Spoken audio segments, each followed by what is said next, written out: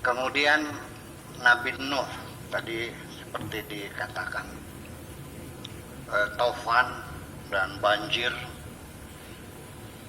Kemudian Nabi Nuh disuruh buat kapal, itu silahkan saja bahwa itu adalah azab dari Allah untuk umat Nabi Nuh yang tidak taat, tidak menurut, tidak percaya, sehingga dikasih banjir. Ataukah memang ketepatan waktu itu ada global warming dong, sehingga cairan es yang ada di kutub utara itu meleleh sehingga terjadi banjir kebetulan gitu. Jadi setting bareng-bareng, ininya durhaka, ada global warming pada waktu itu jadi banjir. Nah, tetapi pada akhirnya kita kembali lagi kepada literatur klasik yang saya peroleh tentang kejadian alam makhluk-makhluk di bumi ini. Bumi itu mendingin setelah 4 atau 5 miliar tahun yang lalu, mendingin layak untuk dihuni oleh makhluk hidup. Dalam literatur klasik itu saya temukan bahwa memang makhluk hidup itu dimulai dari makhluk-makhluk pada sel tunggal ya.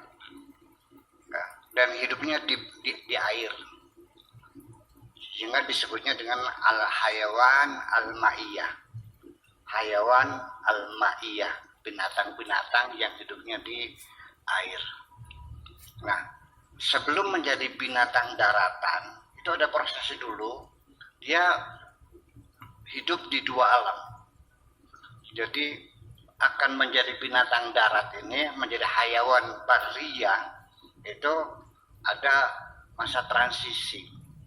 Itu hidup di 2 alam. Jadi di air hidup, di darat hidup, namanya al-bar ma'iyah. Jadi digabung menjadi bar ma'iyah. Bar itu darat, main tanah. Jadi seperti apa? Seperti ular, seperti buaya, seperti katak dan sebagainya ada. Nah, ketika sampai sempurna menjadi binatang daratan dan hidup hanya di darat, namanya hayawan al-barriyah. Nah, salah satu yang disebut dalam Al-Quran, binatang daratan yang telah sempurna menjadi binatang, onta.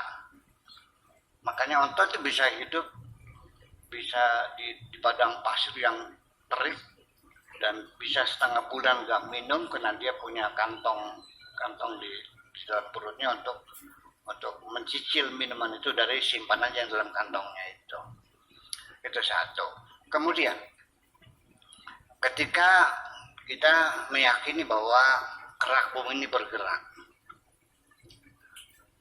Indonesia ini letaknya di khatulistiwa.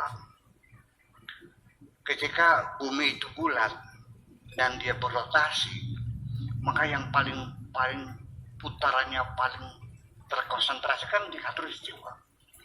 Itu semuanya. Sehingga berbagai macam gempa di samping juga diapit oleh berbagai lempengan itu yang memang tidak di khatulistiwa. Dan juga ketika saya ingin menerangkan kepada masyarakat saya di kampung Indramayu ini untuk membedakan gempa-gempa tektonik dan gempa-gempa vulkanik itu, saya gini aja deh, ini kerak bumi bergerak ya, seperti ini kita ini contoh seperti ini contoh ini bergerak. Nah ketika di situ ada gunung, ada sesuatu lapisan lempengan yang keras, maka tertahan. Maka ketika dia bergerak, maka inilah makin menonjol, namanya pegunungan ini seperti Gunung Al-Atlas gitu ya, di Afrika Utara itu memanjang dari Maroko sampai Libya itu memanjang pegunungannya. Nah, kapan tektonik terjadi? Ketika yang menyangga ini terlepas, maka dia akan jatuh. Itulah namanya gempa tektonik. Beda dengan gempa tektonik, itu makanya bisul ya, dorongan dari lahar dari dalam tanah. Kemudian lagi catatan kaki saya, ketika bumi ini asalnya menyatu daratan itu, kemudian perlahan-lahan dalam proses sekian miliar tahun lamanya, Amerika menjauh dari Afrika, ya kan, kemudian kan begitu. Kemudian Australia itu seperti puzzle, masih bisa kita amati kok. Ya, tulisan Panama itu kan sekung sekali tipis ya.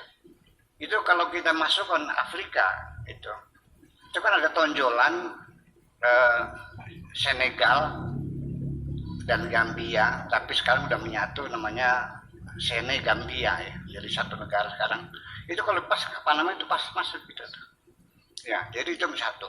Nah, akan tetapi berapa lama ini terjadi pembelahan benua-benua ini, sejak kapan dimulainya, dan berlangsung berapa kecepatannya, dan bagaimana. Tetapi yang aneh lagi, yang kita ketahui bahwa binatang-binatang yang ada di Amerika Selatan, ya kan, dengan binatang-binatang yang ada di Afrika sama, kerbaunya, harimaunya, dan sebagainya.